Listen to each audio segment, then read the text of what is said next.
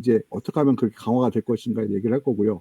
그다음에 이 책을 이런 GP 재배법을 사용하게 되면은 생산량도 많고 안전하고 뭐 농약도 적게 사용한다 이렇게 얘기하고 있어요.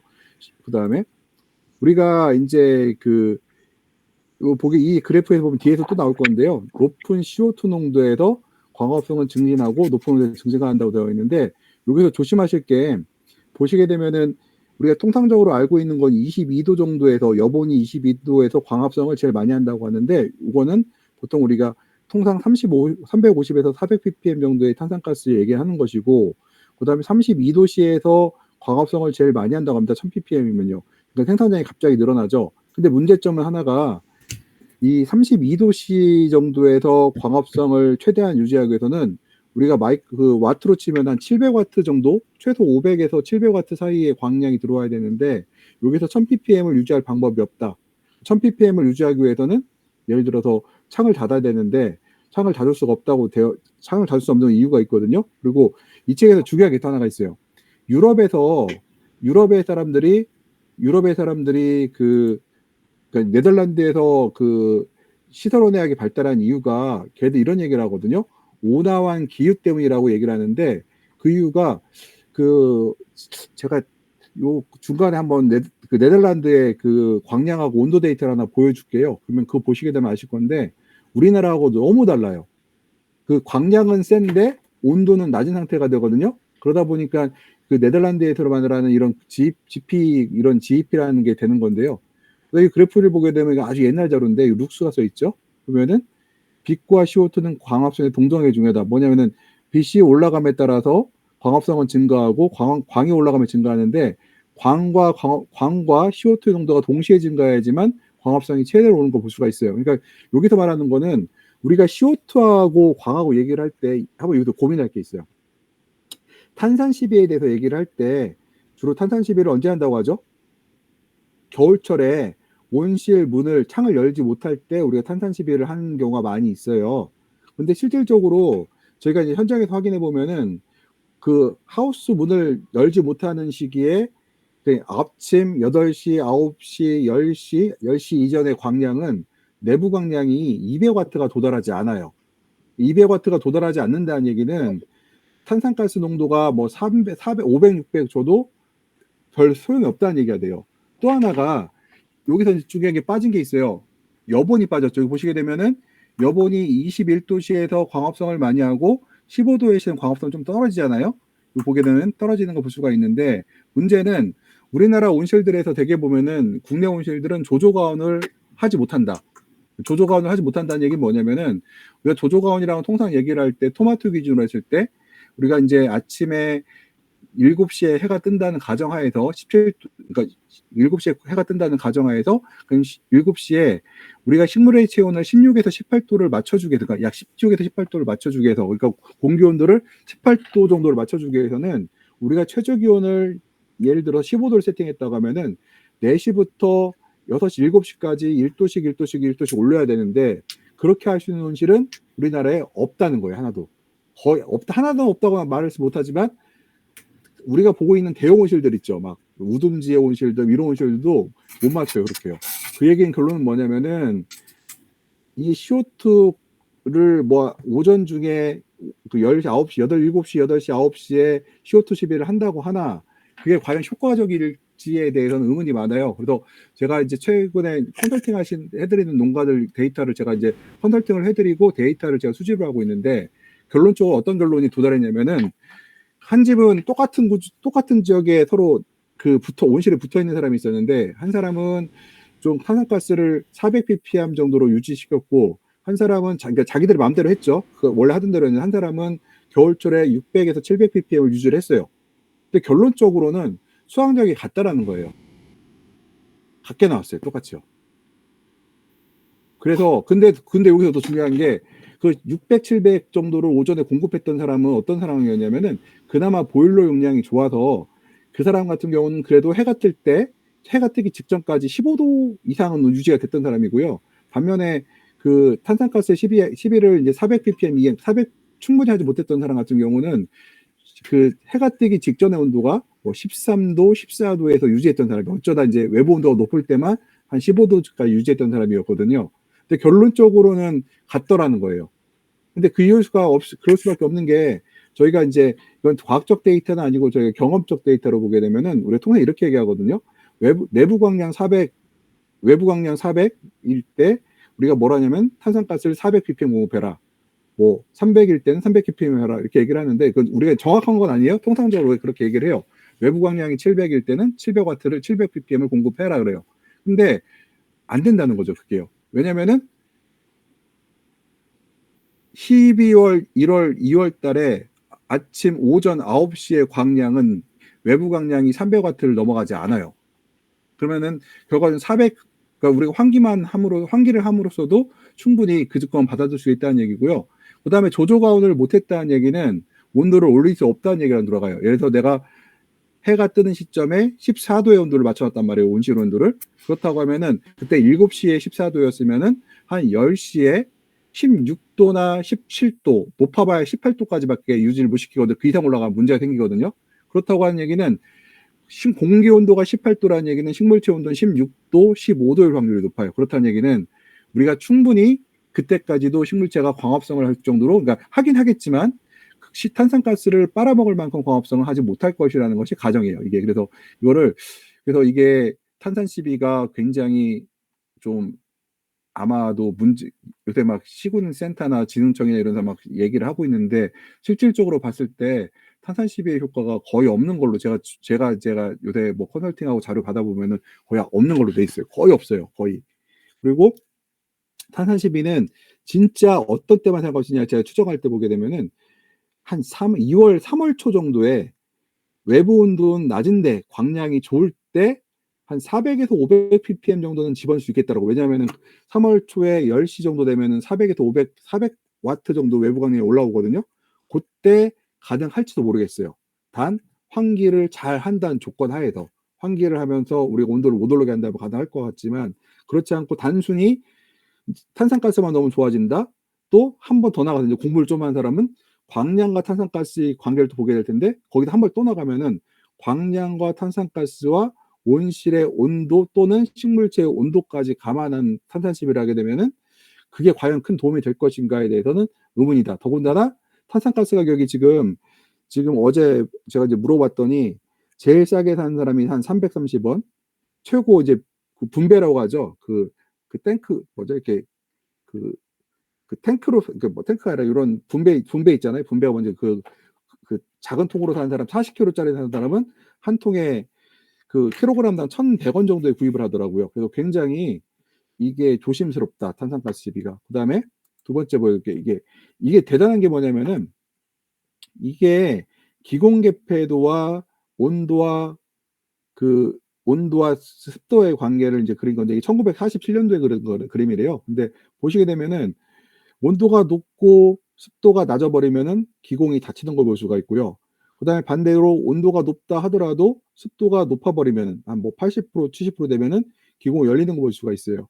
그래서 우리가 이 기공의 열림 정도를 우리가 판정을 해야 되는데 기공이 열리기 위해서는 습도가 높아져야 된다는 게 가정하가 되어 있죠. 그래서 우리가 기공이 열리기 위해서는 뭐 권장하기로는 4, 5, 6, 7, 8월 같은 경우는 한낮에 80% 이상 정도 돼야 기공이 활짝 열린다고 우리가 보고 있고요.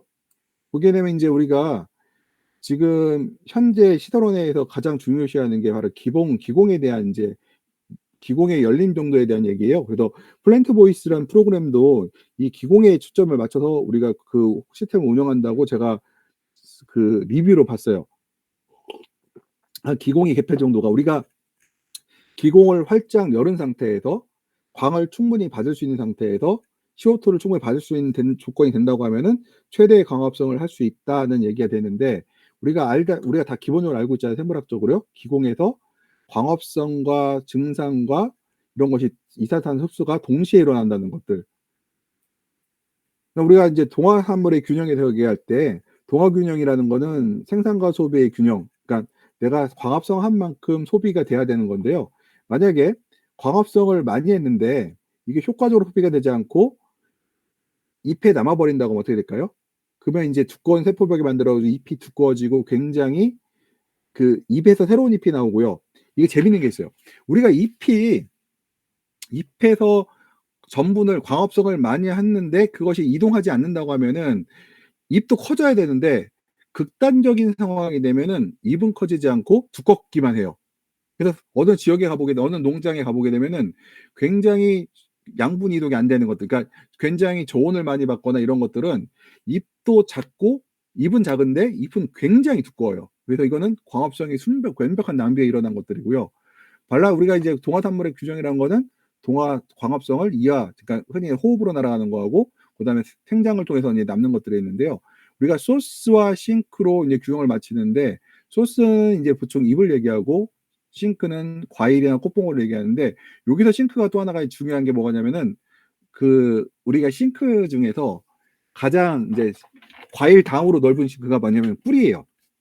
그러니까 뿌리에 대해서 얘기를 할 때, 뿌리가 많으면 좋은 것인가? 우리가 뿌리에서 소모된 양분을 뭐 10에서 많게는 15%까지 양분을 소모한다고 보고 있는데, 이게 뿌리가 너무 많아지면 15%가 아니라 20%, 30%도 갈 수가 있겠죠. 그래서 뿌리도 굉장히 중요한 싱크다.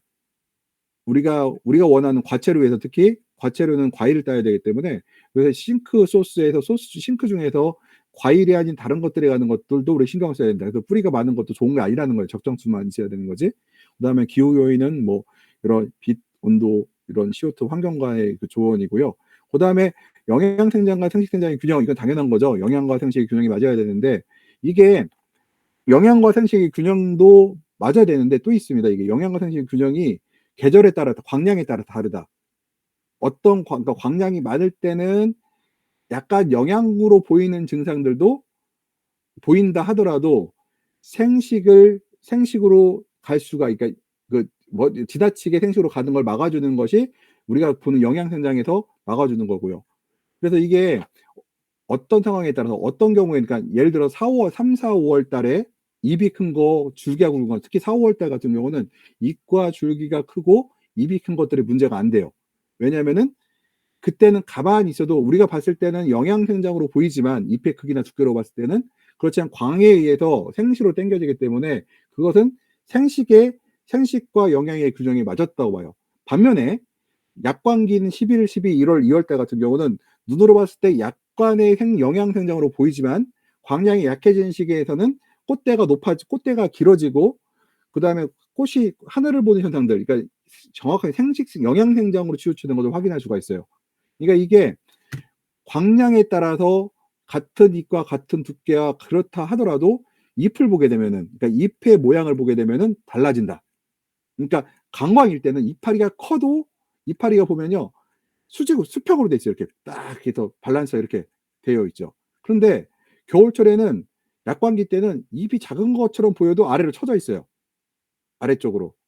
이런 것들은 우리가 볼 때 그러면은 잎의 크기를 갖고 영양이하 생장기를 분류한다. 우리가 보통 그렇게 얘기를 하긴 하지만 실질은 그거 정확하진 않다는 거예요. 그거는 잎의 모양이 어쩌면 더 중요할 수도 있다. 이게 그래서 참 생각해 볼 게 많은 게, 이게 분명히 잎의 크기를 볼 때는 영양인데 지금은 그래요. 지금 보면은 저기 일부 제가 어제 그 무진장 쪽에 한번 조사를 했는데, 무진장 쪽 봤더니 분명히 어떤 농장은 잎의 크기나 이런 거 봤을 때는 분명 영양이 아니야. 그렇게 영양생장으로 보이지 않는데 잎의 모양으로 봤을 때 영양이라는 거예요. 이것들이요. 이것도 그래서 우리가 그래서 내가 생육조사할 때 문제라는 거예요. 이게요. 생육장사를 하게 되면은 잎의 크기를 갖고 생육조사를 한다. 야, 그러면은 이게 제가 그때도 계속 말씀드리지만 그전에도 몇 번 말씀드렸을 거예요. 마동석을 비만이냐고 얘기를 할 수가 있냐. 마동석을. 우리가 이제 마른 비만이라는 거 있잖아요. 되게 보면은 이제 뭐 운동 안 하고 그냥 음식은 조금 먹으면서 운동 안 하고 가만히 있는 사람들은 주로 마른 비만이 좀 있거든요. 그럼 마른 비만은 비만이 아니냐. 그러니까 이런 것들에 대해서 우리가 엽장역폭 재갖고 이게, 그러니까 엽장역폭이나 재했을 때 분명히 어떠한 기준점은 돼요. 전반적으로 영양생장일 확률이 높겠구나는 하겠지만 그것이 맞냐는 모른다는 거예요. 그거는. 그래서 꼭 사진이 있어야 되고요. 그다음 우리가 여기서 이 책에서 제일 중요한 게 이거 얘기하죠. 식물은 물리적, 생리적 대상이다. 물리적 생리적 대상이라고 하죠. 그러니까 우리가 생리적 대상으로 봤지만 물리적 대상으로 본다는 거잖아요.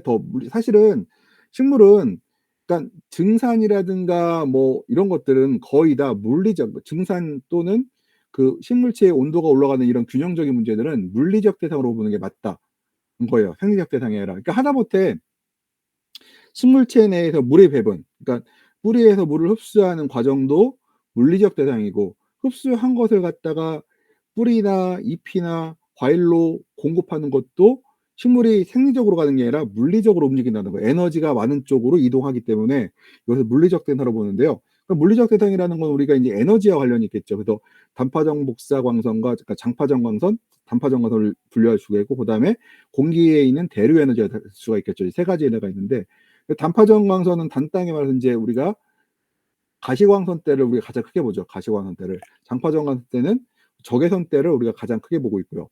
그래서 우리가 이제 식물의 포지티브냐 네거티브를 얘기할 때, 포지티브라는 거는 우리 식물의 몸에서 바깥으로 나가는 에너지보다 들어오는 에너지가 많을 때 포지티브, 그러니까 주로 낮이 되겠죠. 반대로 들어오는 에너지보다 나가는 에너지보다 들어오는 에너지가 많을 때, 이때는 초저녁에 체온이 떨어질 때의 모습이 되겠죠. 오전에 체온이 올라갈 때는 포지티브, 오후에 체온이 떨어질 때는 네거티브가 되겠죠. 그래서 이제 이론적으로는 에너지 들어오는 것과 입에 에너지가 나가는 것이 식물의 입의 온도를 결정하는데, 이것은, 그런데 이게 이제 실제로는 이제 식물이 증산을 하기 때문에 실제로는 정확하게 일치하지는 않는다는 거고요. 그리고 모든 식물은 토양에서, 배지에서 양분을 흡수하기 위해서는 증산을 해야 되고요. 증산은 끊임없이 이루어진다. 한 번도 끊어지면 안 되고, 우리가 좋아하는 것은 한 번도 끊이지 않게 계속해서 공급되는 걸 좋아하고 있고요. 단지 광량에 따라서 그 증산되는 양은, 그러니까 식물체가 흡수한 양은 제한돼야 되겠죠. 그리고 우리가 그 식물은 높은 복사 냉각에서 냉각을 증산일으키나 흡수하는 것보다는 적게 증산하다. 당연하겠죠. 흡수하는 것보다 많이 증산하면 시들어버리니까요. 근데 시든다는 것도 나쁜 게 아니에요. 시든다는 얘기는 식물체가 스스로 자기를 방어하는 기작이다. 그러니까 식물체가 시들음으로써, 팽압을 낮춰줌으로써 식물체 자체적으로는 보다 오래 생존할 수 있다는 거예요. 물이 없어도요. 그래서 우리가 그러면 이런 얘기를 할 수가 있겠죠. 어떤 분들은 얘기를 할 때 식물체가 주는 만큼 물을 준다 하고 있으나, 실제는 그게 아니라 물을 이용할 수 있는 능력이 한정되어 있기 때문에 우리가 증발을 제한해야 돼요. 그래서 우리가 수분균형이라고 하는데, 이게 무슨 뜻이냐면은, 우리가 이 식물체가 증산을 과도하게 하는 거에 대해서 굉장히 좋지 않다는 거예요. 이 책에는 안 나와 있는 것 같은데요. 저희들이 이제 통상 현재 우리가 관찰한 바에 의하면은, 우리가 여봉과 공기 온도의 차이가 4도 이상 넘어갈 때, 아니면 뭐 3도일지 4도일지 정확하게 모르겠지만 4도 정도가 넘어가면 확실하게 과잉 증산으로 보는 게 맞아요. 왜냐하면 그때가 되면은 잎과 공기 온도가 4도 이상 나기 시작하면은 과일 배꼽사가 나오기 시작하고, 오이가 이게 쉬워지기 시작해요.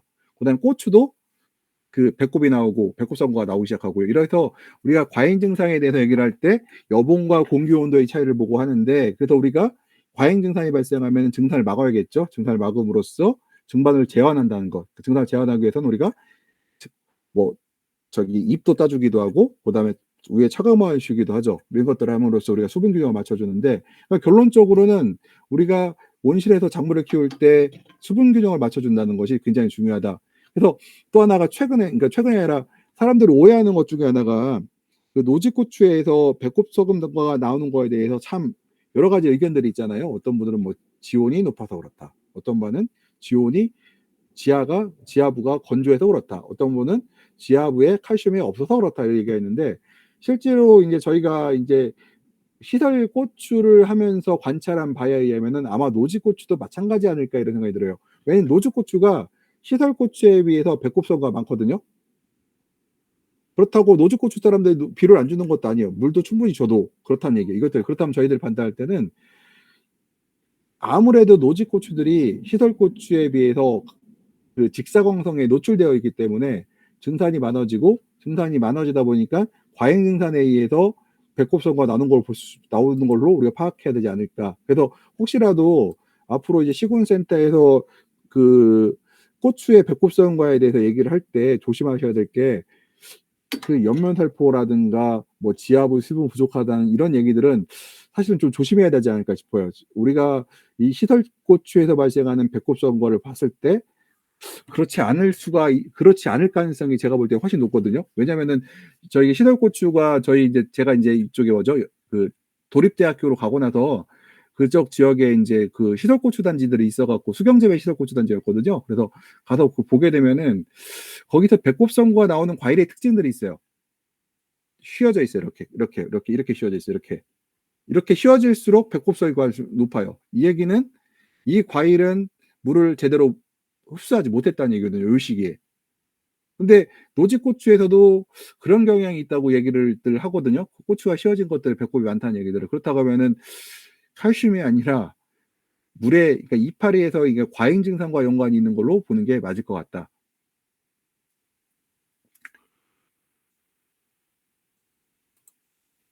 그다음에 우리가 인제 식물의 에너지 균형에 얘기할 때 우리가 에너지 보존의 법칙을 얘기하죠. 그래서 우리가 햇빛에 인제 햇빛이 들어오고 그다음에 엽을 통해서 엽을 통과해서 일부 밑으로 내려가기도 하고, 그다음에 대류열로 잎에서 공기로 열을 공급하기도 하고, 잎에서 대류 형태로 잎으로 공급하기도 하고요. 그다음에 반사도 있고 증산도 있고 여러 가지 이 안에서 균형이 일어난다.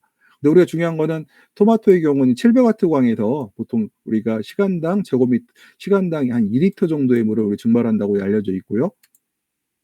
우리가 인제 단파적 광선, 그러니까 이게 인제 가시광선 때죠. 가시광선의 소스는 태양 또는 보광등에 나오는 단파전 복사광선이라는 거고요.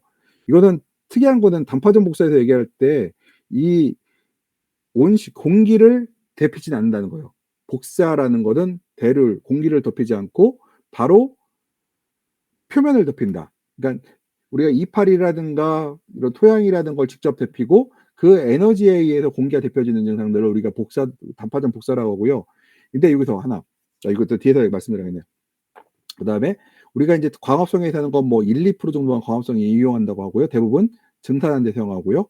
그다음에 많은 이제 식물체 유전자 특성에 따라 잎의 위치나 각도에 변하거나 잎의 반사 계수를 증가시켜 차단 및 흡수하는 에너지의 총량을 영향을 준다. 이게 뭐냐면은 그 광이 강한 지역들, 뭐 캘리포니아나 뭐 이런 지역에 사는 식물들은 특성이 어떨까요? 증사하지 않으려고 잎의 모양을 만들어요. 그래서 저희가 인제 저희 직원 하나가 옛날에 그 캘리포니아로, 그러니까 UC 데이비스로 연수를 갔다 온 분이 있는데, 한국에서 재배되는 상추라든가 배추를 심게 되면은 배추나 상추가 크질 않고 이게 오그라든대요. 요만하대 조그맣대요. 안 큰대요. 왜 그럴까요? 물을 갖고 있는 능력에 비해서 햇빛이 너무 강하기 때문에 여기 있는 채소가 요 물을 다 뺏기는 것들이에요, 이것들이요. 그래서 그러다 보니까 그 캘리포니아에 있는 나무들은요, 아무래도 왁스층도 두껍고 기공도 더 작게 만들 것이며 이것들이 더 추구세력이 강하겠죠. 이게 닿는 힘이 훨씬 강하겠죠. 그런 것들에 의해서 우리가 광을 버티는 힘이 강하다 약하다고 얘기할 수가 있고요. 또 인제 복사 에너지를 흡수시키는 감소시키는 식물 메커니즘을 보게 되면은 반사계수, 그러니까 반사계수면 이제 광택에 따른데 그 파프리카가 토마토나 오이보다 반사율이 높아요. 왜 그럴까요? 두꺼운 왁스층이 있죠. 근데 여기 또 하나, 우리가 파프리카에서는 흰가루병하고 잎곰팡이병이 나올 수가 없다. 정상적으로 재배한다면 나올 수가 없어요. 왜 그럴까요? 그 이유는 당연해요. 왁스가 어떨까요? 햇빛만 튕겨내는 게 아니라 뭘 튕겨내죠? 물을 튕겨내죠. 물을 튕겨내기 때문에 우리가 그 곰팡이병이 거의 발생하기 어려워요. 그러니까 우리가 일반적인 온실에서 결로를 생긴다고 하는데 이 결로에서 곰팡이가 발생하잖아요. 근데 어떤 온실이든지 결로가 안 생길 수는 없어요. 그리고 안 생기게 해서도 안 돼요. 왜 그러냐면은 온실 전체에 결로가 하나도 안 생기게 한다는 얘기는 시설에 엄청난 투자를 했고 플러스 에너지 비용이 너무 올라가거든요. 그렇기 때문에 우리나라 같이 막 외부에 영하 15 도였다가 갑자기 아침에 해가 뜨면 온도가 확 올라가고 이런 지역에서 결로가 생기지 않게 하기 위해서는 너무 시설비가 많이 들어가요. 그래서 그렇게 하면 안 되고, 우리가 일정 부분 곰팡이병을 인정하고 가는데 파프리카에서는 곰팡이병이 없다. 우리가 정상적으로 관리한다고 하면, 왜냐 왁스층 때문에 그렇다는 거고, 그다음에 잎의 위치나 이런 각도, 그러니까 이파리가 넓어지느냐 아래로 처졌냐에 따라서 아래에 처진 놈이 햇빛을 덜 보겠죠. 그다음에 이게 아까 팽합 부족 얘기했어요. 팽합 부족으로 잎이 아래로 시드는 거는 뭐냐? 이게 뭘까요? 아까 자기 방어 기작이 있죠. 자기가 방어 기작을 통해서 자기가 조금이라도 더 오래 살아남으려고 하는 그런 기작들이고요. 그다음에 장파전 광선에 의한 에너지 흡수인데 이게 이제 식물체가 받을 수도 있고 식물체가 뺏길 수도 있어요, 장파 정광선에 의해서. 그래서 이것은 이제 얘기를 해야 되는데, 우리가 일반적으로 식물체가 일단 장파 정광선을 뺏기는 것은 좋지 않다고, 열 손실은 굉장히 좋지 않다고 하는데요. 일단 흡수에 대해서 얘기를 할 때 우리가 장파 정광선에 흡수하는, 그러니까 복사 난방이라고 하는 것은 히팅 파이프나 이런 고온 나트륨 등에서 뜨거운 곳에서 차가운 곳으로 눈에 보이지 않는 광이 전달되는 것을 우리가 장파전 광선을 우리가 흡수한다고 얘기를 하는데요. 이 장파전 광선은, 예, 물어볼게요. 표면 온도가 몇 도 이상에서 이 뭐라고 장파전 광선이 충분히 나오게 될까요? 20도예요, 20도. 그러니까 내가 식물체 온도가 15도이고 파이프 온도가 그러면 35도는 돼야지만 여기서 이 잎을 향해서 장파전 광선, 그러니까 복사 난방을 할 수 있다. 그럼 거꾸로 우리가 이제 어떤 분들 이런 얘기를 하죠. 야, 내가 파이프로 찬물을 돌릴 거야. 찬물을 돌릴 건데 찬물을 돌려갖고 내가 온 식물체를 식힐 거야, 이렇게 얘기를 하는 사람들이 있어요. 그걸 막 공기를 식힌다는 건 말도 안 되는 얘기예요, 이거는. 그렇다고 하면 여기서 식물체가 몇 도가 돼야 돼요, 체온이? 그러면은 파이프 온도가 만약에 18도예요. 그러면은 식물체 온도가 몇 도가 돼야 되죠? 38도가 돼야 식물체의 체온이 파이프로 뺏기는 복사 냉각 현상이 발생을 해요. 그럼 여기서 그 쉽지가 않다는 얘기죠, 결론은. 이게 왜냐면은 파이프의 찬물이 15도, 18도가 된다 하더라도 한 50m, 100m 가버리게 되면은 18도가 아니라 20도, 21도가 된단 말이에요. 그럼 식물체 온도는 40도가 돼야지 복사 냉각을 통해서 뺏기는데, 그럴 리가 없잖아요. 그럴 리가 없죠. 그래서 가끔가다 어떤 분들이 찬물로, 그것도 더구나 쇠 파이프도 아니고 플라스틱 파이프를 통해서 식물체를 식힌다. 이거는 터무니없는 얘기예요. 또 하나, 어떤 분은 배지에다가 그 파이프를 딱 놓고 배지 위에다가 이렇게, 그러니까 파이프 위에다가 배지를 올려놓고 이 파이프를 찬물을 15도, 18도를 돌려서 배지를 식힌다는 분들이 있는데 이것도 말이 안 돼요. 왜냐면은 식힐 수는 있어요. 근데 문제는 이렇게 올려놨을 때 아래의 온도는 15도, 18도인데 위의 온도가 25도, 30도가 돼버리면은 이 온도 차이에서 뿌리가 썩어요. 뿌리가 상처날 확률이 매우 올라가요, 이 온도 편차가 생기기 때문에. 그러면은 이렇게 파이프로 찬물로 온실을 냉각한다는 거는 제가 볼 때는 이론적으로는 안 맞는, 이게 우리가 에너지 흡수율과 방출에서 얘기할 때 복사 냉각 효과라는 거는 20도 이상 차이가 나야지만 나타나기 시작하고, 그래서 이게 좀 고민을 하셔야 된다. 그래서 이게 뭐 파이프로 찬물 돌려서 난방한다, 더군다나 플라스틱 파이프 온도가 과연 15도, 뭐 12도, 13도 떨어질까? 내가 15도로 만들어도 저기 가면 20도가 될 것이고 식물체 온도가 40도가 돼야 되는데 40도가 된다는 건 말이 안 되거든요, 그 얘기는. 또 하나가, 그렇다고 하면은 이런 얘기를 해요. 그 문을 닫으면 가능할 수도 있어요. 근데 문을 닫으면은 외부에서 에너지가 들어오지 않는다는 조건에서는 약간 가능할 수도 있으나 외부 에너지가 들어온다는 가정에서는 불가능하다는 얘기예요, 이것들이요. 문을 다 여는 수밖에 없다. 이따가 그게 제가 보여줄 수 있는지 모르겠네. 그다음에 장파전광선의 열 손실인데, 그 우리가 식물체가 열 손실로 인해서 좋은 거는 한낮에 좋아요. 복사 냉각이 있다면. 왜 좋을까요? 어떤 경우에는요, 겨울에도 햇빛이 좋을 때는 식물체가 너무 많은 증산을 해요, 한낮에. 필요량보다 많은 양을. 그렇다는 게 뭐예요? 증산량을 좀 줄여주는 게 좋거든요. 그러면 일반적으로 우리가 3월부터 10월까지는, 9월, 10월까지는 일반적으로 우리가 그러니까 과잉증산이 발생할 소지가 많아요. 그렇다고 하면은 우리가 복사 냉각에 의해서 일부 열을 뺏어준다고 하면은 증산량을 줄여도 우리가 그 과잉증산이 발생하지 않게 우리가 유도할 수 있겠죠. 그런데 여기서 그렇지만 이외의 것들, 그러니까 외부에서 태양광이 들어오지 않는다는 조건에서는 우리가 복사 냉각 효과가 매우 좋지 않다, 네가티브한 효과라고 얘기를 하고 있고요. 그렇기 때문에 우리가 보통 그럼 얘기할게요. 우리가 이제 팁번이 발생하는 조건들 얘기를 할 때, 팁번이 발생하는 조건은 흐린 날보다 맑은 날에서 발생할 확률이 높고, 그리고 환절기 때 발생할 확률이 높아요. 지금 시기예요. 벌써 팁번들이 나오기 시작해요. 제가 이제 컨설팅을 이제 해드린 아시는 농장들은 지금 다 커튼이 닫혀 있어요. 90% 정도. 왜 90% 닫았냐? 100% 닫았더니 내부 습도가 95%까지 올라가더라고요, 창을 열었어도. 그래갖고 제가 그러면 10%를 열어놓으라고 했어요. 조금 팁번이 발생하더라도 야간 증산량을 또 높이는 게 낫을 것 같아서 제가 조금 그거를 열어놓으라고 했거든요. 그러면은 우리가 커튼을 통해서 복사 냉각을 막을 수만 있다고 하면은 밤에는 식물체의 체온이 더 오랫동안 유지되고 오랫동안 유지된다는 얘기는 증산을 더 할 수 있다는 얘기예요.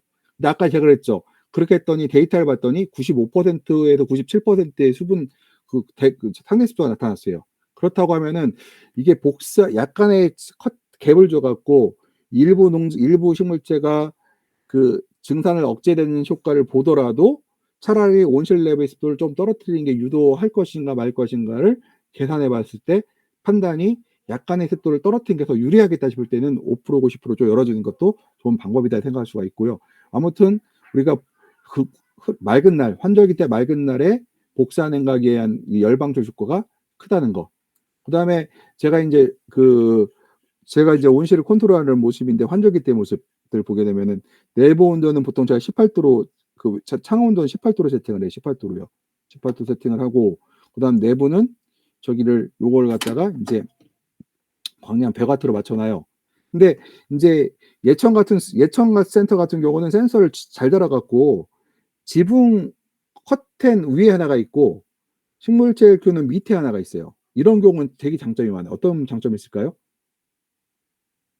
그다음에 어떤 장점이고 이제 좀 더 말씀드리고 또 하나가 지금 우리나라에는 넷 센서가 아직 설치된 농장이 없는 걸로 알고 있어요. 넷 센서가 상당히 1,000만 원 정도 된 고가의 센서인데 넷이 이렇게 센서 피지오메타가 두 개가 양쪽으로 있어요. 와트 센서가 이렇게 위아래로 이렇게 두 개가 있어갖고 여기서 식물체에서 나가는 쪽의 센서가 그러니까 여기서 밑에서 식물체가 올라오는 와트를 에너지를 받고 여기서 바깥에서 위에 있는 거는 밖에서 들어오는 에너지를 받아요. 그래서 이게 제로면은 식물체가 받아들이는 에너지와 나가는 에너지가 똑같다는 얘기고 플러스면은 들어오는 게 아직 많다는 얘기예요. 그러면 우리가 어떻게 할까요? 식물 체온을 좀 더 오래 보존하기 위해서는 와트가 50와트, 100와트일 때 차라리 좀 닫을 수도 있고요. 반대로 내가 에너지 손실을 조금 더 체온을 떨어뜨리기 위해서는 마이너스 50이 되고 나서 닫을 수도 있어요. 아니면은 제로 닫을 수도 있고요. 그래서 이건 제가 선택할 수 있는 거고.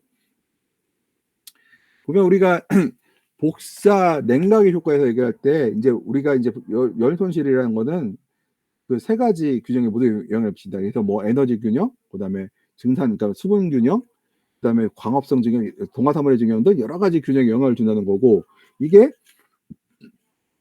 열 손실이 그러니까 복사 냉각이 빠르게 일어나면은 우리가 이제 공기의 온도에 비해서 식물체의 온도가 급격히 떨어짐에 따라 이제 결로가 생길 수도 있고요.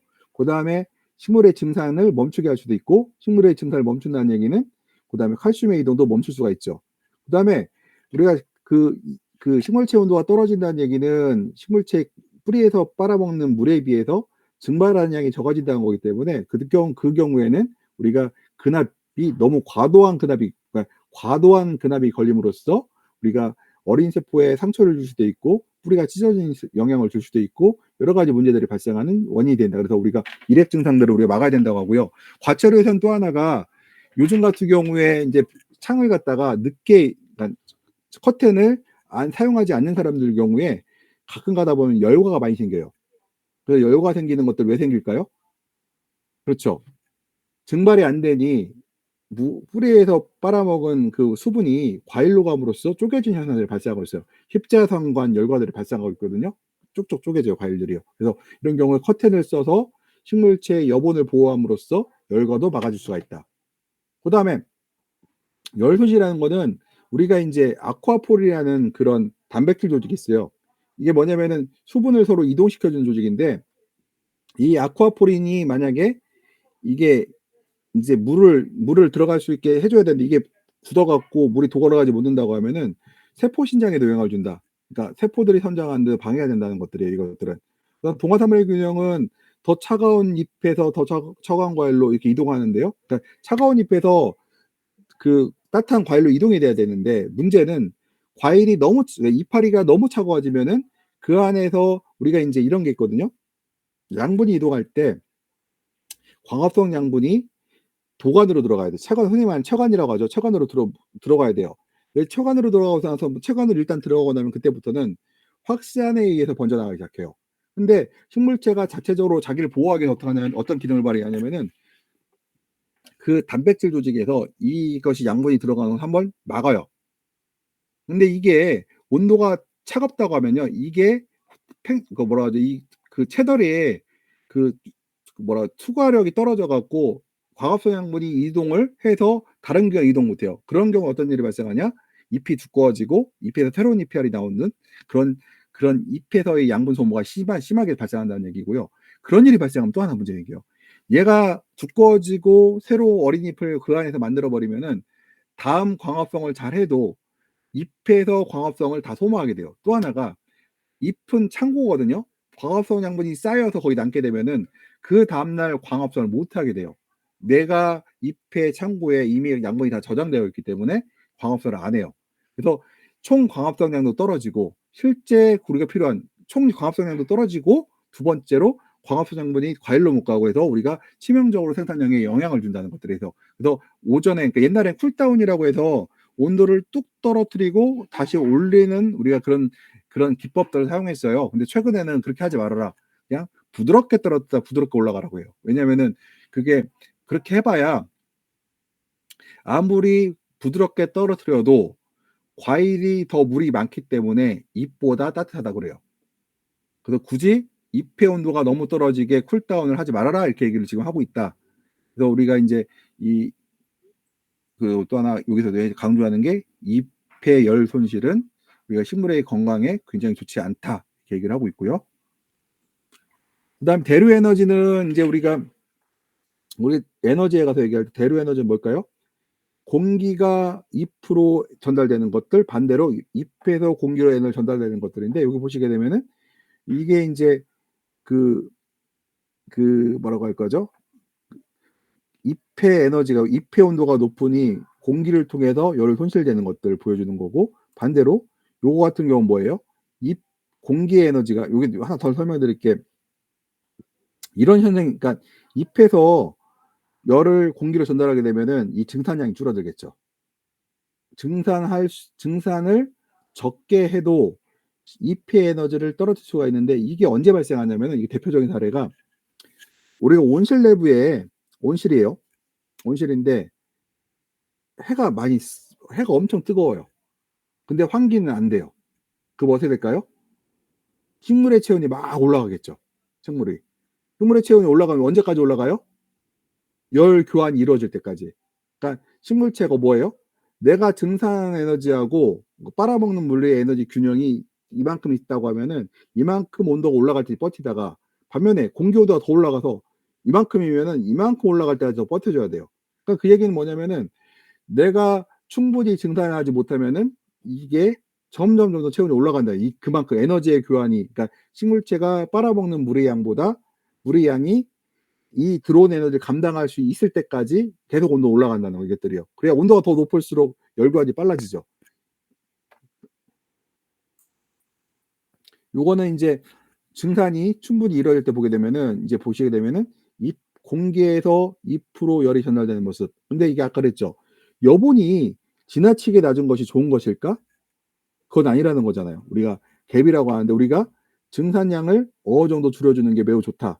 1도, 1.5도 사이가 우리가 보통 갭을 1.5도 정도, 1에서 1.5도 정도 참 좋다고 얘기하는데 이게 유럽 애들 설정한 거라 유럽 애들은 뭐 0.5, 1 이렇게 얘기했는데 그거 굉장히 위험하다 우리나라에서는. 우리나라에서는 에너지가 확 올라가기 때문에 이게 순간적으로 여분이 올라가거든요. 그래서 좀 위험하긴 하지만 아무튼 유럽 애들은 0.5, 1도 얘기하고 있고요. 그래서 에너지 얘기를 할 때 중요한 요겁니다 지금. 페노멘 모델이라는 요거 있죠 요거. 요게 이게 무슨 얘기냐면 우리가 이제 포차라고 해서 VPD 얘기를 하는데 VPD 중에서 베퍼 프레셔 디퍼런스가 있고 베퍼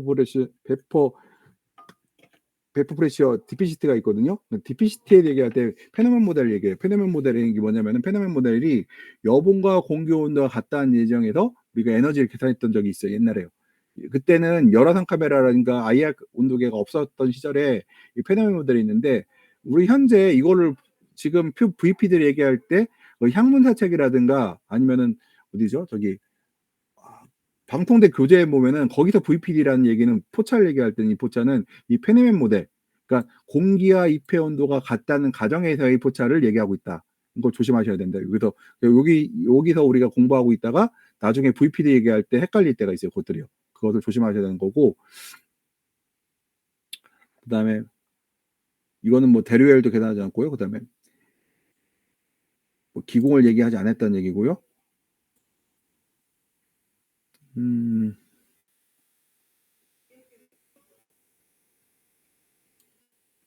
뭐 수분 균형에서 한번 이렇게 보시고, 이건 그냥 뭐 이거는 계속 나온 거니까 넘어가고, 그다음에 우리가 이제 그 인풋되는 에너지가 들어온 식물체로 들어오는 에너지는 복사열하고 그다음 대류열이 있고, 나가는 것은 증산과 그러니까 열 손실, 그러니까 복사열 손실, 그러니까 히트 이미션, 이 두 가지가 있다.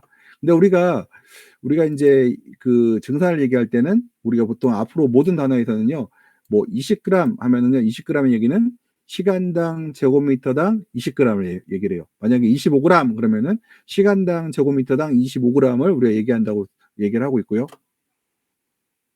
그다음 대류증산에서 얘기할 때 우리가 빨래를 얘기하거든요. 빨래가 우리가 바람을, 그렇죠. 바람을 통해서, 공기를 통해서 우리가 증산을 해야 되는데, 여기서 이제 뭐가 있어야 될까요?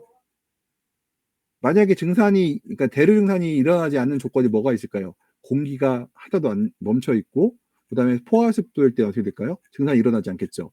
우리가 이제 건습구 웹 벌브 에버레이션이라고 써 있는데, 우리가 그 뭐라고 하죠? 그 건습구 온도계 보죠. 습구에 보게 되면 어떻게 돼요?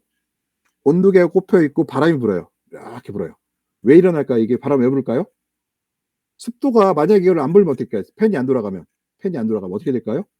당연히 팬이 안 돌아가면은 식물이 증산을 멈추겠죠. 습도가 빡 차가서. 팬을 통해서 우리가 백압상 열어보세요. 백압상 딱 열어보세요. 어때요? 팬 돌아가잖아요. 계속 이 팬이 초속 3m인가 제가 기억이 안 나는데 요 일정 속도로 돌아가야 돼, 이것들이요. 이게 만약에 다른 속도, 그러니까 우리가 얘기를 하잖아요. 규정상 몇 미터 딱 정해놓으면 그렇게 해야지. 보면은 그 팬이 없는, 제가 제주도 걸 봤는데, 제주도 갔더니 팬이 없는 백엽산이 제가 봤어요. 그 희한한 백엽산을 봤는데, 어디더라 거기 진흥청에서 요새 그때 했던 그 회사가 뭐 이름 뭐죠? 그 진흥청에서 미뤄졌던 회사 이름 뭐예요? 거기 뭐야?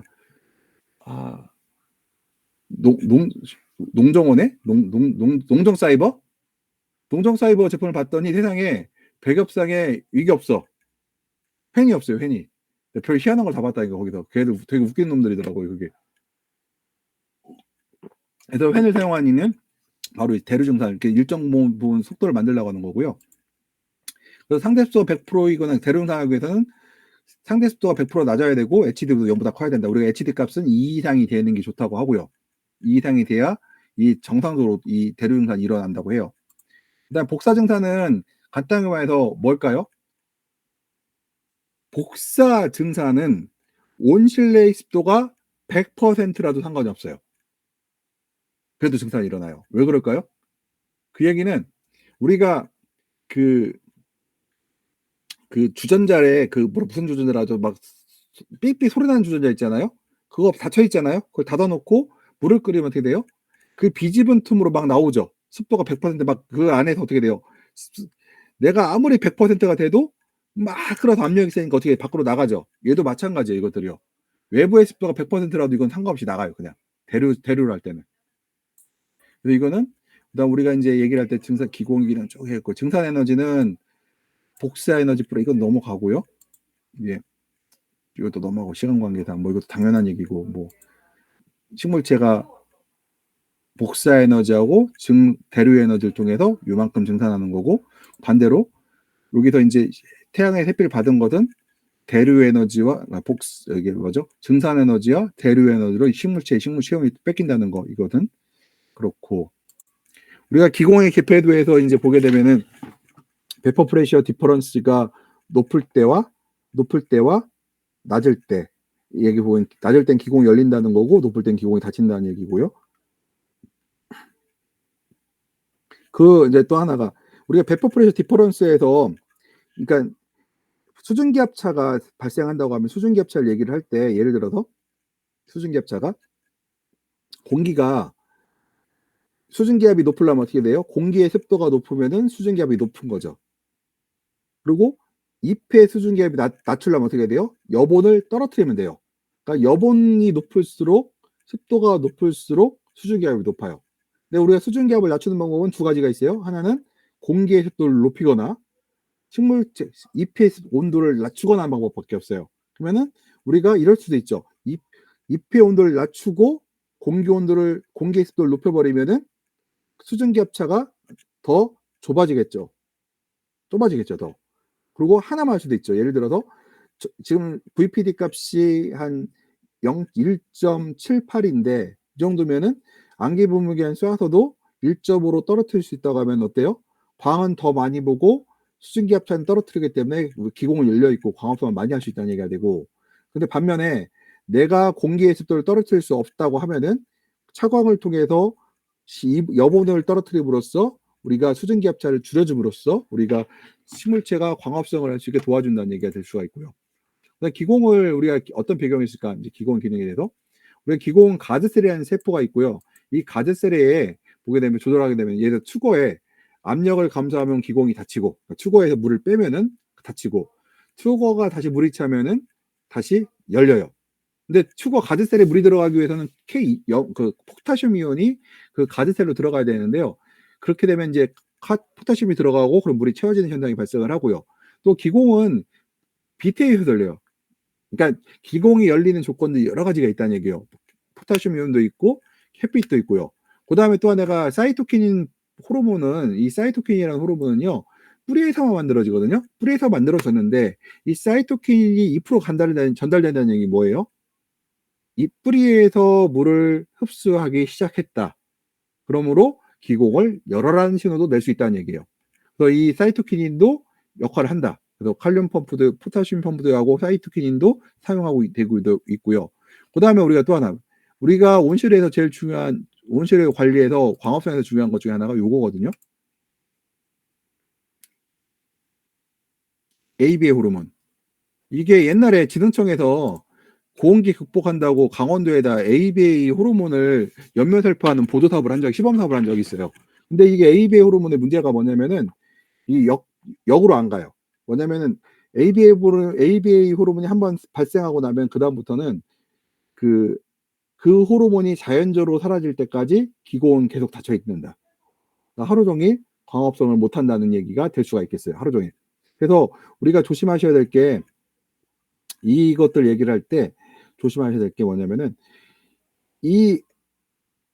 이런 상황이 이제 얘기를 어떤 때 보게 되면은 환절기 때 오전에 이런 증상이 발생을 해요. 왜 그러냐면요. 보세요. ABA 지금 현재 생장점의 온도는 높아지고 왜냐면 3, 4, 5월 달에 갑자기 해가 강해지잖아요. 그러면은 생장점은 햇빛 온도가 막 올라가요. 18도, 19도 막 올라가니까 기공이 확 열려버려요. 그런데 그러니까 증산이 막 일어나겠죠. 근데 만약에 뿌리에서 3월, 4월 달에 온도가 아직 낮기 때문에 지하부 온도가 상승하지 않는다고 하면은 지하부에서 물을 흡수하지 못하는 현상이 발생을 해요. 그러면 위에 생장점이 휘들어버리고 생장점이 휘들고 나면 어떻게 돼요? 그 다음에 ABA 호르몬이 나와서 기온을 닫아버려요. 그 어떤 일이 발생할까요? 거의 하루 종일 광합성을 못해요. 그래서 우리가 환절기에서 광합성을 최대한 확보하기 위해서는 생장점이 휘들지 않게 하기 위한 노력이 필요하다. 그러기 위해서는 두 가지가 있는데 첫 번째가 커튼을 이용해서 강한 광이 생장점에 직접 닿지 않게 한다. 이거 첫 번째고 내가 만약에 지온을 올릴 수 있는 도구가 있다면은 해가 뜬과 동시에 근권의 난방은 그러니까 해가 뜨기 전에 근권을 난방함으로써 지하부의 온도를 충분히 올림으로써 우리가 수분의 밸런스를 맞춰줄 수 있다. 그러니까 해가 뜬과 동시에 근권 온도를 올리면 어떻게 돼요? 여본이 올라가고 근권 온도가 올라감에 따라서 수분을 흡수하게 되고 증산을 하게 되고 증산한다는 얘기는 뭐예요? 광합성을 하게 되는 거죠. 광합성을 하고 버틴다고 하면 굉장히 좋은 일이 발생할 수가 있어요. 광합성을 좀 더 할 수가 있다. 근데 내가 차광할 수도 있죠. 내가 충분히 지원을 올릴 수 없다고 하면 차광을 스크린을 쳐서 광량을 좀 줄여줌으로써 증산량을 줄여주고 그 다음에 광합성을 적게 좀 증산량을 줄여줌으로써 우리가 시드름을 막을 수 있다는 거예요. 그래서 환절기 때 그래서 계속해서 커튼에 대한 얘기들이 나오는데 커튼은 굉장히 좋은 걸 써야 되는 이유가 이런 데가 있어요. 커튼을 굉장히 내가 근권 난방할 수 있는 시설이 없는 분이 대부분이에요. 그렇다고 해서 이제 파이프 난방이라고 하죠. 레일 난방을 주난방으로 돌려보면 3월 달에 4월 달에 오일을 버리잖아요. 그러면은 또 뭐가 발생하죠? 스물체가 약해지는 현상이 발생해요. 잘못하면.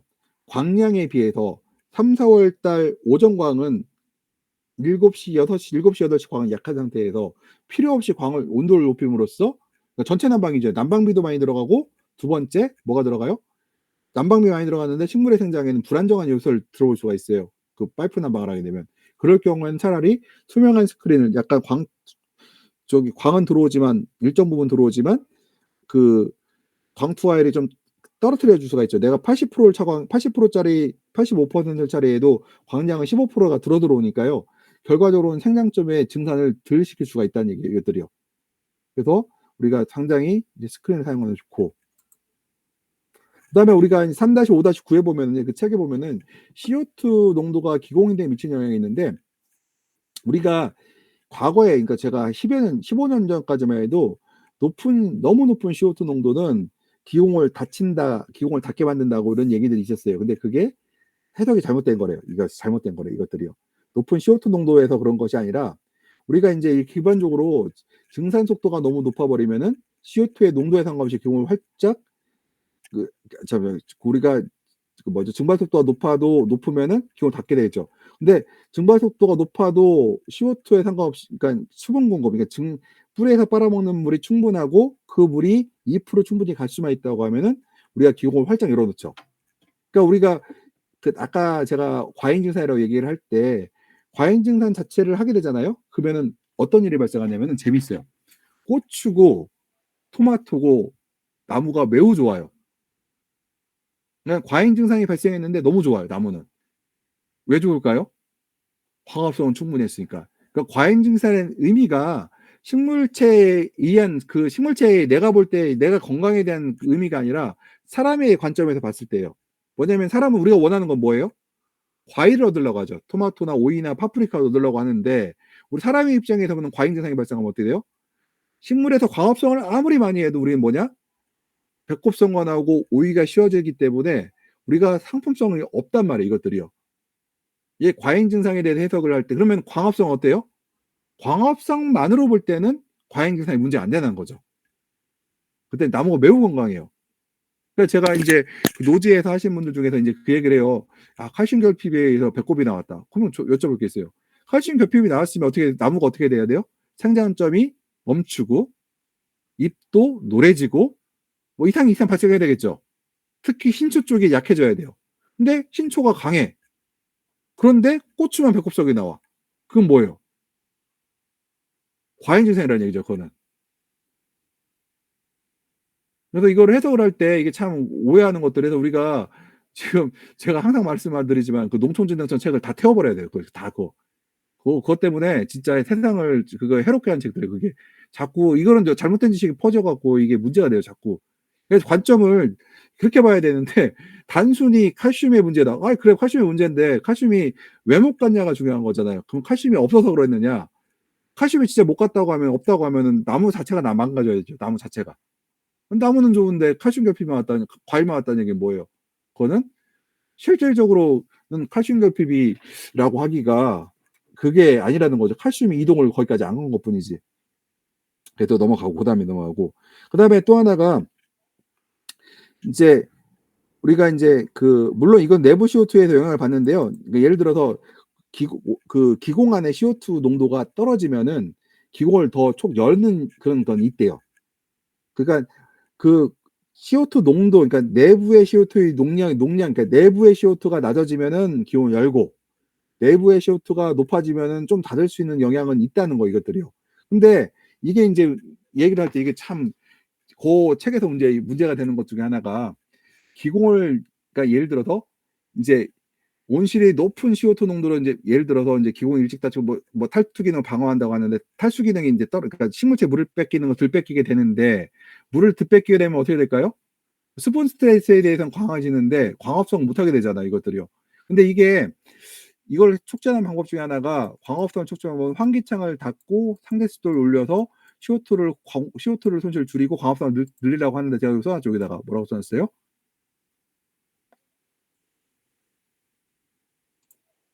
우리나라는 열대 지역이라 불가능한 열대 지역이라. 이게 왜 그러냐면은 지금 그러니까 우리나라에서 지금 광이 너무 에너지가 세요. 그리고 쌤뿐만 아니라 외부의 습도가 너무 높아요. 외부의 습도가 높다는 얘기는 예를 들어 이런 게 있어요. 유럽 같은 경우는 광은 700W가 들어와도 외부 온도는 15도, 18도, 뭐 끼케야 21도예요. 6월, 7월 달에. 근데 우리나라 어떨까요? 외부 온도가 32도, 29도, 32도, 33도, 4도예요. 거기 플러스 뭐가 들어가요? 유럽의 외부 습도는 50%, 뭐 이 정도인데 우리나라 외부 습도는 60%, 70%예요. 에너지가 너무 높죠. 그러니까 외부 에너지가 높으니까 내부에 태양 에너지가 들어와서 이 에너지가 높아지면은 외부와 내부의 공기를 빨리 교환해야지 내가 온실 내부의 온도를 안 올릴 수가 있는데, 문제는 우리나라에서 창을 닫게 되면 어떻게 돼요? 습도는 올릴 수 있는데 내부 온도가 너무 올라가서 에너지가 너무 올라가서 식물이 살 수 없는 발생이 발생해요. 그래서 우리가 열대 지역 같은 경우는 우리가 제어하지 말라고 하거든요. 다 열어놓으라고 하거든요. 문을 다 열어놓고 최대한 자연 환기를 통해서 빨리빨리 공기를 교환시키라고 하거든요. 그리고 식물도 오래 키우지 말고 5개월, 6개월, 뭐 3개월, 4개월, 뭐 토마토 같은 경우 5화방, 뭐 파프리카 같은 경우도 뭐 7마디, 6마디 먹고 끝내라고 해요. 8마디, 9, 9마디. 오이도 15개, 20개 먹고 다 끝내라고 해요. 빨리빨리 끝내라고 해요. 순환주기 빠르라고 하거든요. 그래서 이런 것들이 이제 우리나라에서는 불가능한데 유럽에서는 이렇게 하라고 해요. 왜 그럴까요? 외국은 광량은 700 같은데 외부 온도는 18도야. 수분이 50%고. 그러니까 당연히 가능해요. 이것들이 어느 정도 가능해요. 창을 조금 열어도. 근데 우리는 안 된다는 거고요. 그 다음에 그 반밀폐용 온실에 대한 얘기가 요거랑 비슷하다고 볼 수가 있어요. 난 같은 식물들은 캠포라는 식물, 캠이라는 식물들이 있잖아요. 이것들은 광이 강하니까 어떻게 해요?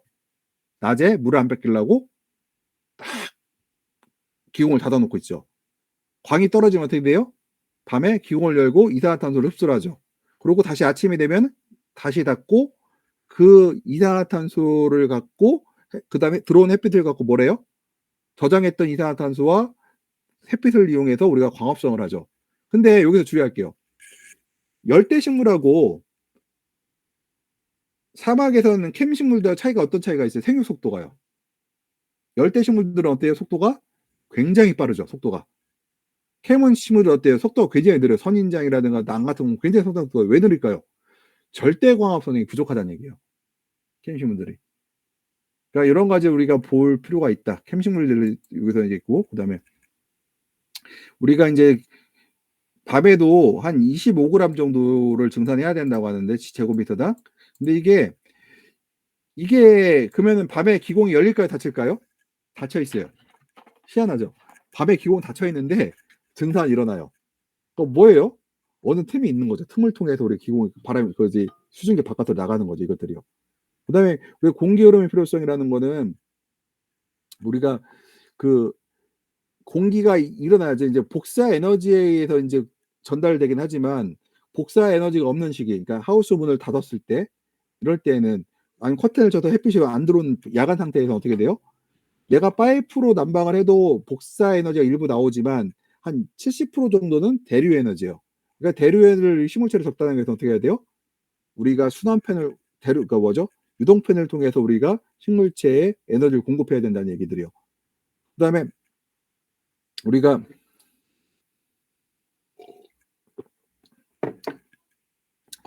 이제 밤이나 이제 흐린 날 같은 경우는 증산을 위해서 HD를 높이거나 RH를 먼저 해야 되는데 우리가 그 식물체 주변에 공기를 유동시킨 다음에 식물체 주변에 있는 습이 떨어짐으로써 HD 값, 실질적인 그 HD 값을 낮출 수가 있고요.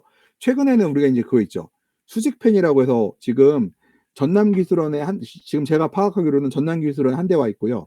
그 다음에 예천에 한 대가 있어요. 그 수직팬이. 수직팬 같은 경우는 하나가 한 300제곱미터를 커버할 수 있대요. 위에 돌리면. 한 가격은 상당히 몇백만 원 하는 걸로 알고 있는데 이것들이 지금 정식 수입해서 일부 들어오고 있는 모양이더라고요. 아무튼 수직팬을 통해서 공기를 이렇게 순환시키는데 재밌는 게 이게 공기를 수직팬이라고 하면 공기를 이렇게 때릴까요? 이렇게 될까요? 이렇게 때리는데 식물체가 느끼지 않는 속도로 순환이 돼요. 이렇게요. 진흥청 순환팬 어때요? 수직팬은 대가리에다 때려요. 대가리에다가. 그러니까 그 식물체 머리에다 때려요.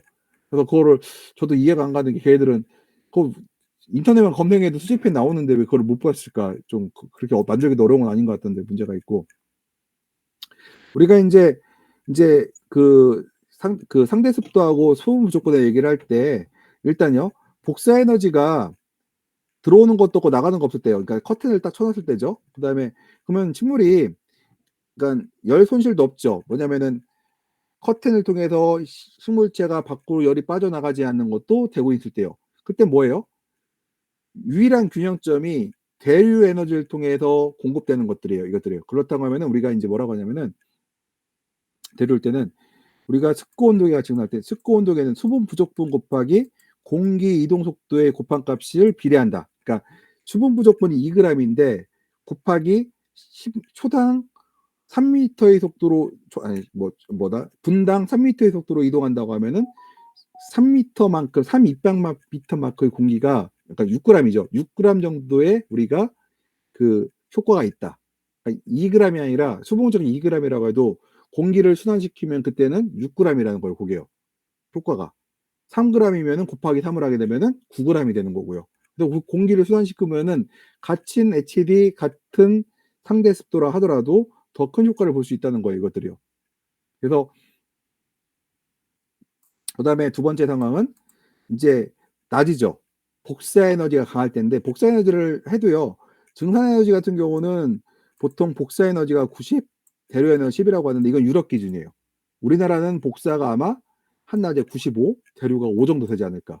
우리는 워낙 햇빛이 강하기 때문에 우리가 훨씬 강해요, 그 유럽 애들보다.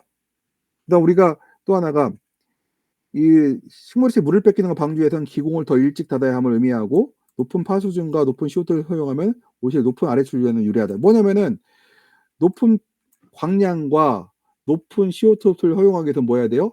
기공을 열어야 되는데 만약에 습도가 낮다고 하면 어떻게 돼요? 기공을 다 일찍 닫아 버리겠죠. 우리가 원하는 건 뭐예요? 광합성을 유지하는 높은 습도를 만들어야 된다. 그러기 위해서 어떻게 해야 돼요? 안개 분무기를 쓰던가 커튼을 써도 습도가 올라가요. 에너지도 줄어들고. 그래서 이런 걸 하던가 해서 우리가 훨씬 더 습도를 올려야 된다는 거고요. 그다음에 잎의 온도는 온실 온도보다 약간 낮은 속도 0.5에서 1도 정도를 유럽에 유지하라고 하는데 우리는 그것보다 높은 예를 들어 1점에서 1.5도까지 유지하라고 권장하고 싶어요. 왜냐하면 우리가 에너지가 훨씬 강하기 때문에 또 약간 낮은 속도를 유지한다. 이거는 우리가 뭐를 방지하기 위해서 과잉 증산을 막기 위해 우리가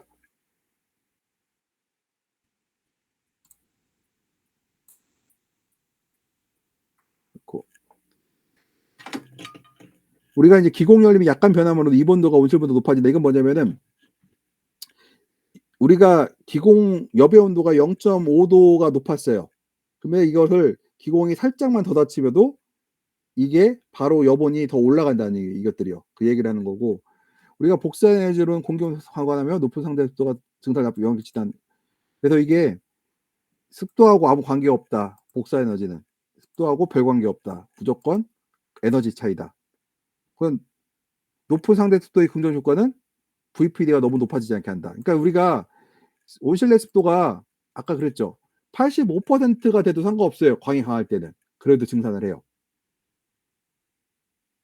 광이 없을 때 습도가 높은 게 문제지. 그러니까 우리가 대류 에너지로 온도를 우리가 난방을 하거나 우리가 이제 뭘 할 때가 문제가 되는 거지. 복사 에너지를 갖고 할 때는 습도가 상대 습도라든가 이런 것들이 영향을 끼치지 않는다는 거를 여기서 얘기를 하고 있다. 아까 이건 봤던 거고 인제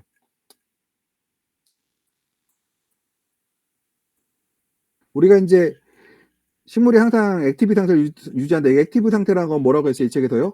이런 얘기를 하죠. 액티브 상태라는 거는 증산하는 상태를 우리가 액티비티가 높다, 증산을 잘한다, 액티비티가 높다 이렇게 얘기를 하고요. 그다음에 우리가 최소한 그러니까 증산을 우리가 요구하는 거는 증산이 멈추지 않아야 되는데 그렇게 하긴 상당히 어려워요. 그렇다 하더라도 우리가 증산하는 것은 그 최대한 증산을 못하는 기간을 짧게 만들어야 되고요. 그다음에 우리가 또 하나가 칼슘은 한 번 흡수하게 되면은 우리가 그 다시 사용할 수가 없고, 이 칼슘은 세포에 없어야 반드시 꼭 필요한 물질이고, 칼슘과 붕소는 같이 이동하거든요. 칼슘과 붕소는 똑같아요. 그러니까 칼슘과 붕소는 물관을 통해서 이동하는 건 동일해요. 그리고 재밌는 것은 흡수 기작도 비슷해요. 그래서 칼슘 붕소가 그 결핍이 같이 나타나는데 주로 많이들 발생하는데요. 칼슘은 한 번 흡수하면 아까 그랬고 저장되고요. 그 인계점 이하로 흡수하게 되면은 문제가 생기고, 그다음에 대류는 넘어가고, 그다음에 우리가 그 열 손실이 많게 되면은 칼슘이 결핍 증상이 발생하고, 그래서 우리가 열 손실을 방지하는 것, 그러니까 복사 냉각을, 여기서 열 손실은 복사 냉각이죠. 복사 냉각을 방지하는 것은 칼슘의 문제를 예방하는데 매우 도움이 된다. 복사 냉각을 줄여줌으로써 이게 굉장히 효과가 이게 중요하다는 거. 그다음에 이게 보시게 되면은 제가 두 가지 그래프가 있는데 증산에 관련 얘기예요. 이게 HD 값이 보시게 되면 2 이하예요. 아까 뭐라고 했어요? HD 값이 우리가 대류열로 올라가려면 뭐가 있어야 된다고 했어요? HD 값이 높아야 된다고 했죠. 지금 이거는 겨울철이 흐린 날이에요. 그러니까 복사 에너지가 상당히 낮다는 얘기죠. 지금 복사 들어오긴 들어와요. 복사 에너지가 안 들어오는 거 아니에요. 들어오긴 들어오는데 약해요. 그러니까 우리가 이 상태가 되면 HD 값을 높여야겠죠. HD 값을 높이는 방법은 뭐가 있어요? 창을 열어서 환기를 시켜야 돼요. 환기를 시키려면 어떻게 돼요? 에너지가 들어가겠죠. 난방을 해서 환기를 시킴으로써 우리가 이것을 HD 값을 올릴 수가 있는데, 여기는 어때요? 지금 HD 값이 너무 낮죠. 환기를 안 시키고 있다는 얘기예요. 지금요. 그러니까 여기서는 지금 어떤 일이 발생했느냐? 겨울 그 뿌리가 그러니까 이꽃팡이하고 잿빛곰팡이하고 시드른, 그러니까 푸사레움균이 세 개가 다 붙어서 농사가 망가진 농장이 여기가요. 두 번째 농장은 같은 날 데이터인데 이걸 왜 두 개를 찍었냐면은, 요거는 그 농림부에서 보조금을 줬는데 수출 못한다고 해서 왜 수출 못하는 걸 본 거고, 그랬더니 이래서 수출을 못합니다 했더니 이 사람들이 그럼 수출을, 그러니까 농사가 정상적인 지로 되어진 온실 데이터도 달라고 해서 이걸 보여준 거예요. 이거는 보세요. 매치 값이 한 4까지 올라갔죠.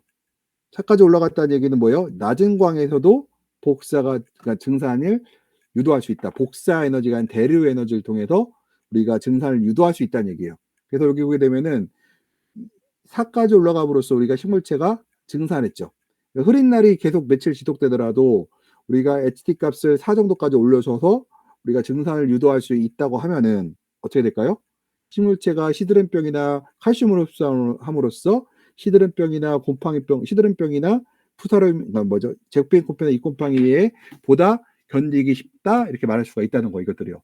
그래서 HT 값을 우리가 한 거고, 이거 지난번에 한번 제가 보여드렸죠. 복사냉각 효과. 이거 보여드렸죠? 봤죠? 다 이거. 이거 한번 보여드린 거고, 제가.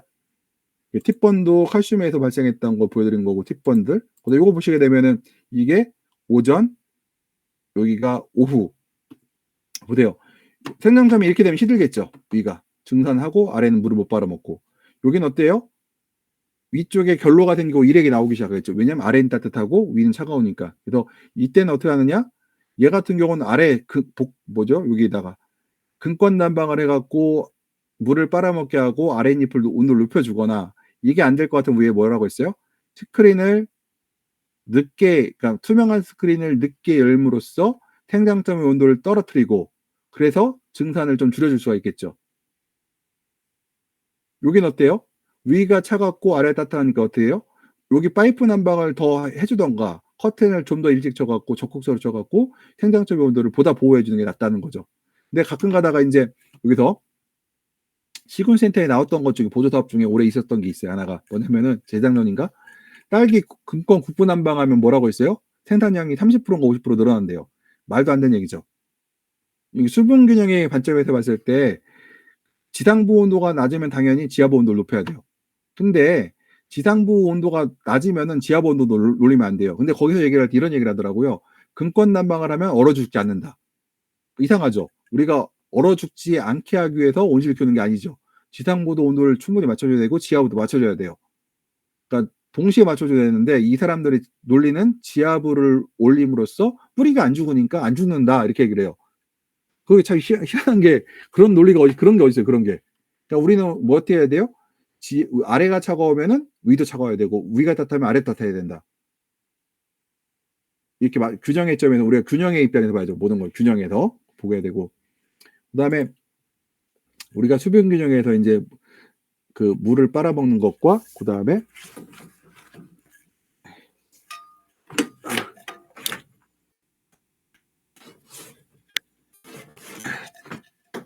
물을 빨아먹는 거하고 이제 증발하는 거, 성장하는 것들인데 대부분 이제 증발이죠. 그다음에 이제 뿌리의 기능에서 이제 보게 되면은 물 뭐 흡수도 하고 뿌리 절개청 뭐 이게 우리 물을 전달하는 기능 중에 보면은 이제 능력.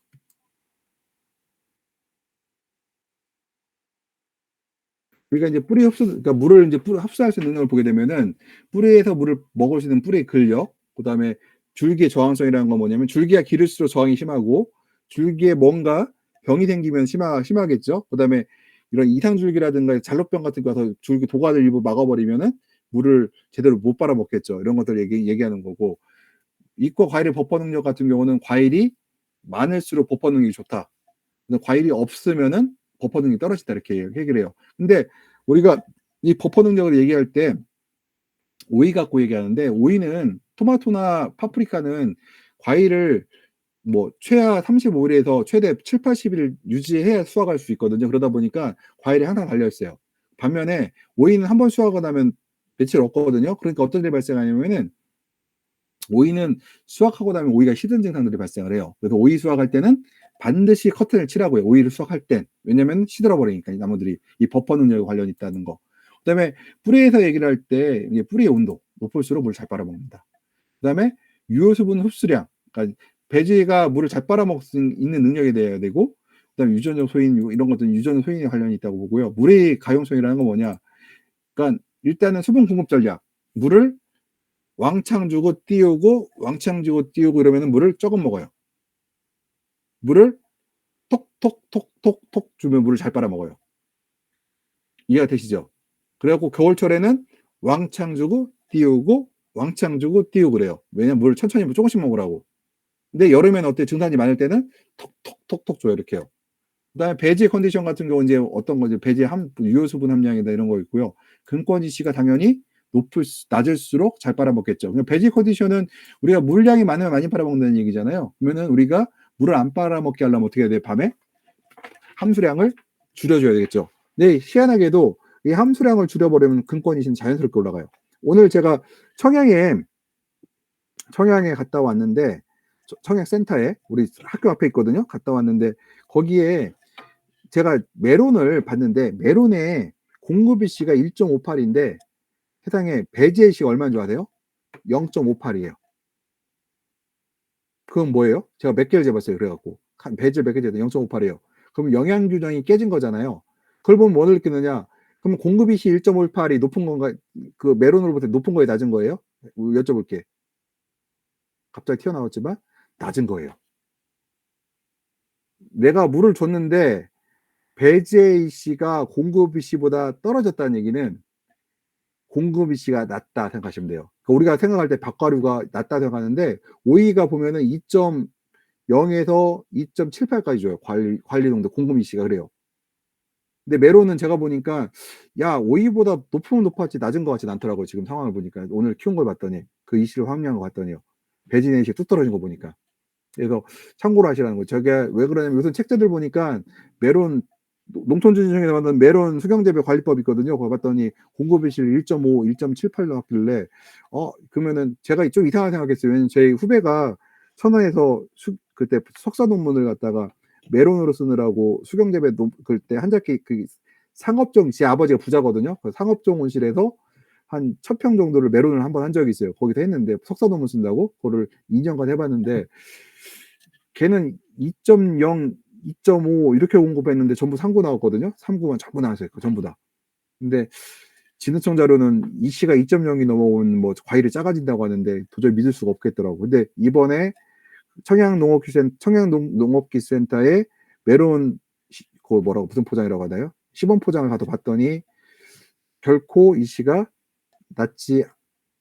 그 메론이 낮지 않도록 오이보다 낮지 않더라는 걸 그거 봤더니 오이보다 높으면 높았지 낮지 않은 것 같아요.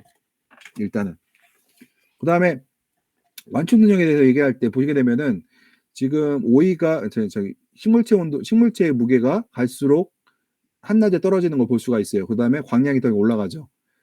그다음에 보시면 지난번에 이거 설명드렸죠. 오이 휘어지는 원인에 대해서 제가 한번 설명드렸었죠. 맞죠?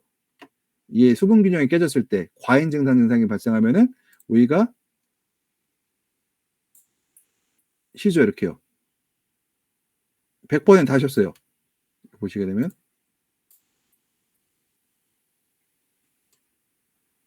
그래서 거의 90% 이상 쉬었다고 해갖고 우리가 이제 과잉 증상을 막으려고 결론 뭐 했을까요? 차광을 통해서 과잉 증산을 안 하기, 증산량을 줄여주니 오이의 상품성이 상품과율이 높아졌다. 이때는 한 80%, 90%가 다 쉬었는데 차광을 한 50%짜리 해주니까 90% 이상이 상품과더라 이렇게 얘기를 하더라고요. 사장님 여기 주인이 이게 장수 사람이거든. 장수 사람인데 그래서 재밌는 데이터를 하나 얻었었고 요거를 그래서 이거는 참 좋았는데 이거를 갖다 요새 이걸 보면서 느끼는 게 요런 데서 실험하면 좋겠다. 이 데이터가 그대로 실험하면 여기서 일부만 착용할 수 있다고 하면. 그다음에 이거는 천안센터에서 나온 자료인데 천안에서 오이가 이렇게 휘었잖아요. 속이 비고. 근데 여기는 광량도 광량인데 제가 보는 가장 결정적인 뭐냐면은 오이를 너무 오래 키웠어요. 오이를 보통 한 이때 강광기이기 때문에 한 3개월만 키우고 말아야 되는데 한 5개월 키웠더라고요. 그러니까 오이가 어떻게 돼요? 속이 비고 휘어지는 증상들, 광도 세고. 그래서 이 뒤에 보면 광호서 같죠? 뒤가 테스트베드 뒤쪽에 보면 그렇고 이것도 증산량이 너무 과잉으로 발생해서 그렇다는 거. 그러니까 빨아먹는 물에 비해서 너무 많이 나간다는 거예요 지금요. 그다음에 이거는 이제 흐린 날 어때요? 식물체 온도 올라가죠. 이거는 흐린 날에 증산량이 적으니까. 이거 우리가 광합성은 우리 생물학 시간에 배운 거고 그다음에 광합성 이제 얘기를 하고요. 그다음에 뭐 LAI 지수 얘기하고 뭐 싱크 소스 액티비트 뭐 다 얘기하죠. 뭐 싱크 뭐 소스는 뭐 사이즈 곱하기 액티비트 온도, 액티비트가 주로 온도 얘기를 할 수 있고요. 사이즈가 클수록 온도가 높을수록 과일이 빨리 커진다는 거 뭐 이렇게 하고 그다음에 요걸 보여드릴게. 지금 우리가 RTR 이론을 좀 배우고 있잖아요. 그래서 우리가 이제 RTR 값을 갖고 우리가 이런 개수를 해서 만든 값인데 이 그래프를 보시게 되면은 요게 보시면은 이게 보면은 빨간 게 적정 RTR 값이 그러니까 적정 온도 값이에요. 광량에 따른 적정 온도 값이고 여기 보면 탄산가스 농도고 요게 이제 뭐냐면은 0이면은 이 RTR 값과 그러니까 우리가 적정 온도, 우리가 균형 온도랑 같다는 거고요. 플러스로 돌아서면은 온도가 높다는 얘기예요. 적정 온도보다 10도가 지금 보시게 되면은 한 7월 가니까 어떻게 돼요? 10도가 높죠. 우리가 7월 달에 수확을 종료했기 때문에 그렇지 아마 더 올라갔을 거예요. 왜냐면 저기더라 장마철보다 더 올라갔을 거예요. 이쪽에 더 올라갔을 건데 문제는 보세요. 이걸 갖고 저희가 이제 데이터를 한번 내봤어요. 이거는 요 값은 우리가 해외에 있는 그런 연구 데이터를 갖고서 리뷰를 통해서 우리가 수정한 거 이걸 우리가 한번 수정한 거고 요 값을 바탕으로 했더니 일평균 온도 10도로 19도, 19도, 28도, 20으로 났어요. 값을 누적 상광량을 1429, 1429, 1200, 1820으로 났거든요. 그랬더니 어떤 일이 발생하느냐? 일단은 이 지금 봤을 때 이 온도에 대한 적상관은 1600이에요. 1600이고 실수는 1420이 나왔죠. 그런데 여기 보시게 되면은 지금 과일의 개수가 적정 과일의 개수가 보게 되면 제곱미터당 70개. 그 다음에 제식밀도가 3.5니까 나눠보니까 우리가 주당 18개 정도를 달아야 맞는 거고요. 그 다음에 똑같은 광량에서 이제 어떻게 보면은 제식밀도를 3으로 했어요. 그랬더니 어떻게 되냐면은 과일의 개수는 62.5개 똑같죠. 그러니까 적정 척가수가 20.8개가 나와요. 그러니까 이게 뭐냐면은 제식밀도가 높다고 해서 많이 나오는 게 아니라 우리가 과일의 개수를 조정함으로써 가능하다는 얘기가 될 수가 있고 근데 또 하나가 아주 극단적인 사례인데 보세요. 일평균 온도가 25도예요. 사실은 이게 언제냐면은 25도가 더 돼요. 장마철에는 28도까지 올라가고 막 이러거든요. 일평균 온도가 6도, 7도 올라가요. 근데 일적상관량이 800이에요. 그러니까 장마철인데 약간 밝은 장마철. 해가 뭐라고 하죠? 구름이 얕고 비가 막 내리지 않고 해가 들어오는 어느 정도 들어오는데 뭐냐면 우리가 어떻게 될까요? 적정 착과수에 비해서 어떤 일이 발생하느냐 보시게 되면은 적정 착과수가 몇 개예요? 제곱미터당 2.3개죠. 2.3개. 그럼 어떻게 돼요? 한 개도 못 달죠. 그다음에 보면은 평균 온도가 28도이고 1200줄이에요. 그러면 어떻게 돼요? 이 장마철이거든요. 이렇게요. 장마철. 그럼 어때요? 과일을 못 단다는 얘기예요. 그러니까 장마철에 우리가 과일을 많이 달함으로써 우리가 우리나라가 이제 어떤 가끔가다 이제 새로 오시를 짓고 하시는 분들 중에 하나가 뭐냐면은 야 2월 달에 심어서 1, 2월에 심어서 여름을 통과하는 거 어떠느냐. 어떤 분들은 내가 작년에 무슨 일이 있어서 10월에 심었어. 그래서 큰 토마토를 그러면은 너무 아까우니까 8월, 9월까지 가면 어떡하느냐 얘기를 하시는데 불가능하다. 이거 보시면 어때요? 안 되죠. 안 되잖아요. 이게 지금 보면 계산값으로. 이거는 우리가 이제 우리가 저희가 이제 만든 요 데이터 요 기준점을 갖고 실제로 저희가 이제 데이터를 모아서 이제 해본 결과 안 된다는 게 나왔고 그다음에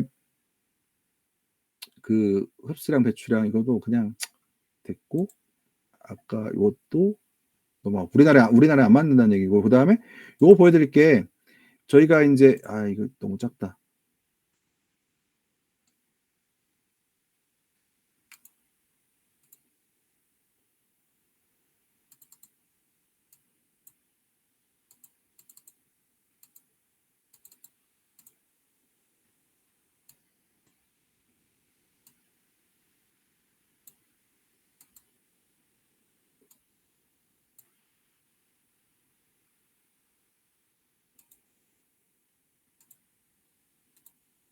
이제 저희가 이제 또 뭘 했냐면은 아, 이게 데이터를 가점으로 해서 이제 이게 각도거든요. 이게 이제 통계 돌리면 더 예쁘게 나올 텐데 우리가 이제 이 증산 요율 갖고서 우리가 그러니까 기준점을 탄산가스 농도가 얼마큼 올라가냐에 따라서 생산성이 증가하는 걸 봤는데 여기서 중요한 게 하나 있어요. 영양인자가 이게 나오죠. 이게 여기 보게 되면은 13 정도 할까? 빨간 글씨로. 여기서 이제 빠진 게 뭐가 있냐면 탄산가스만 있지만요. 뭐가 빠졌어요? 광온도 나오죠. 근데 뭐가 빠졌어요? 여기 또 하다가 광온도는 우리가 센서 값으로 측정이 가능한데 뭐가 안 돼요? 요 작물. 뭐는? 작물은 뭘로 할 수가 있어요? 현재 재배작 판단해야죠. 작물의 활력도는. 그걸 했을 때 우리가 이걸 1.1로 볼 거지 1.8로 볼까 판단을 해야 된다는 얘기 것들이요. 그러니까 예를 들어서 이것들이 안 맞는데 여기다가 탄산가스를 집어넣기는 어떻게 돼요? 떨어지겠죠. 또 하나 제가 이제 요거를 제가 요거는 이제 모든 음식을 똑같진 않아요. 저걸 갖다가 이제 개폐도에 따라서 얼만큼 정도 빠져나간 거 봤어요. 이거를 갖다가. 그래서 이제 예를 들어서 이제 탄산가스 가격을 300원 놓고 조사를 해봤는데 킬로그램당 우리가 이제 개폐가 14% 개폐했을 때 이제 예를 들어서 30%, 20%, 10% 했어요. 그랬더니 시간당 빠져나가는 것들이 약 헥타당 12점. 그러니까 이거는 뭐였냐면은 식물이 빨아먹지 않고 빠져나가는 속도에 바꿔서 쭉 빠져나가는 것들인데 12.75.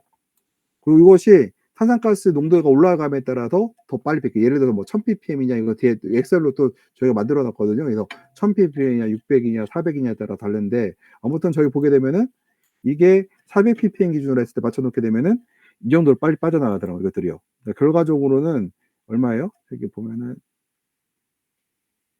손과 원실이 시간당 보게 되면은 뭐 만약에 30% 열었을 때 8,916원.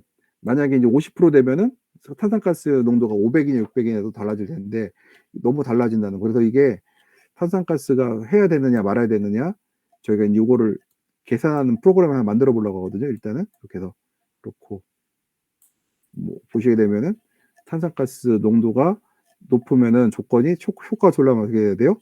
광도 좋아야 되고 이게 광이 1200, 900, 600, 300 어때요?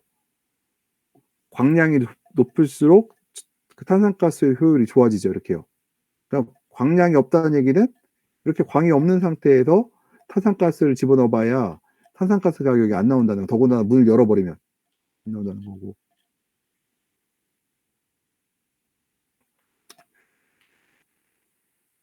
요까지 하고 잠깐만.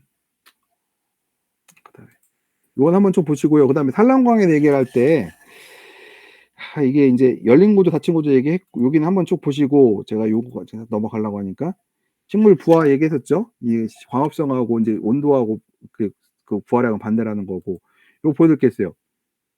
이게 잠깐만 예측 있다. 이게 지금 그 싱크 사이즈에서 얘기를 할 때 광량에 따라서 과일의 개수가 늘어가는 거 볼 수가 있거든. 예측 모델인데 이렇게 보게 되면은 근데 이게 이제 뭐 굉장히 이거 쓰려고 하면은 한 달에 그러니까 1년에 한 1,000만 원 줘야 돼요. 이 예측 모델 사용하려고 하면은. 근데 재밌는 게 이게 최근에 나온 그 데이터거든요. 보시게 되면은 요게 빨간 게 예측 모델에 의한 데이터고 요 파란 곡선이 실제 생산량이거든요. 근데 굉장히 잘 맞긴 한데 요 스윙들이 있어요. 이게 튀는 것들 있죠.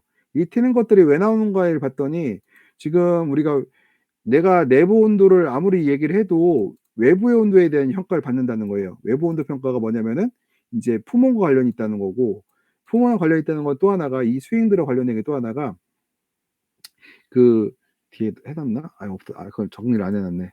보면은 여기서 제가 빼먹었는데 이게 뭐냐면은 그 온도 편차 있잖아요. 그러니까 이게 영양 생장과 생장인데 영양 생장이 높을 때에는 예측이 어느 정도 맞더라는 거예요, 이것들이요. 근데 이게 영양 생장이 생식 생장이 강할 때에는 이렇게 이게 꼭지점이 생긴대요, 이렇게요. 요게 이렇게 생긴대요, 이렇게. 여기 있네. 여기 있다. 또 하나 요거는 또 해 놨네요. 요게 보시게 되면은 이 사람이 약간 그 평가한 건데 한 68주 전부터 해서 인제 그거를 갖다 8주 전부터 데이터를 갖고 측정을 했어요. 그러니까 20번의 수확을 조사를 했는데 수확하는 오늘 수확했으면은 8주 전부터 지금까지 데이터를 갖고서는 평가를 해봐요. 온도, 외부 온도, 내부 온도, 그다음에 광량 이런 거 갖고 했단 말이에요. 해 봤더니 지금 요게 튀는 것들이 있었어요. 튀는 거 있는데 왜 많이 튀는가 했더니 영양 생장이 생식 생장이 강할수록 요 튀는 것들이 강했다는 거예요. 요 튀어나온 것들이. 그래서 이 평가를 모델을 만들 때에는 반드시 영양 지표까지 영양 생식 지표까지 들어가야 되고 요 지표를 만들기가 쉽지는 않을 거예요, 이게요. 이것들이.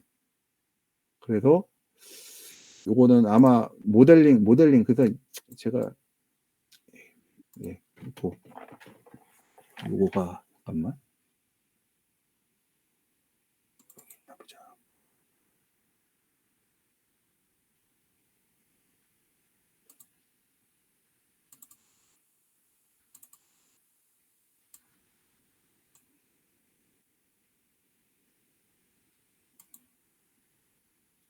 그걸 안 했네. 그걸 한 줄 알았더니. 요거 그 영양생장, 생식생장 모델이 하나 있었는데 고거를 제가 그래프를 안 잘라 왔네. 그거 잘라 왔는 줄 알았더니 그걸 빼먹었네. 그거 보면은 내용이 참 재밌는 게 있었는데 그건 다음에 한번 보여드릴게요. 그거는. 우리가 요것이 튀는 것은 생식생장이 강할 때 요떤 이게 나타나더라는 얘기를 하고 있어요. 이것들이요. 이것들이. 그래서 요게 보게 됐고. 그러니까 이게 지금 보시면은 한 뭐 85% 정도 맞고 뭐 65에서 95% 왔다 갔다 한다고 하니까 사실은 의미가 없어요.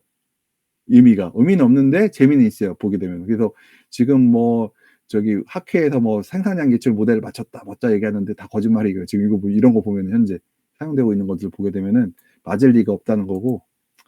그다음에 이거 쭉 넘어가고 한번 읽어보시고요.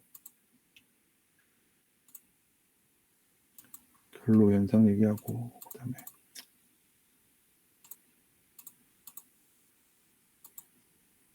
그다음에 높은 근압에 대해서 얘기할 때 우리가 이제 파프리카 내부 썩은병 요게 뭐냐면 푸사리움에서 파프리카 내부가 썩는 거거든요. 고추에서도 발생을 해요. 그다음에 뮤코라고 해서 이거는 그 일반 검은 곰팡이라고 해서 나오는 그런 곰팡이병들도 발생을 하고 오해 마이코셀류라는 이 속썩은병이 있는데 요거는 세균성병이에요. 그다음에 토마토 잎 제빛 곰팡이병, 또 글라시네라고 해서 광택이 없는 증상이죠. 이파리가 보면은 무광택 이파리가 있거든요. 이런 것도 발생하고 그다음에 근압에서 열과가 발생하고 네, 이게 발생한 원인은 세포가 터져서 이렉으로 나왔기 때문에 이런 증상이 발생하는 거. 그래서 이 생육이 높은 팽합 세포가 터져서 나오는 거고 그다음에 또 하나가 이게 과거에 어떤 분들이 인제 우리나라에서도 어떤 분들 얘기는 뭐 칼슘 결핍을 막아준다고 하는데 근거가 없다고 이미 밝혀진 거고, 오히려 더 일액이 나오거나 근압이 걸리게 되면은 칼슘 결핍이 더 심해진다고 얘기를 하고 있어요. 오히려 거꾸로. 그게 지금 나오고 있다는 거 소설이고. 그래서 여기서 오늘 마치고 다음번에는 이제 4 장으로 넘어가고요. 그다음에 5 장으로 넘어갈 거고요. 그래서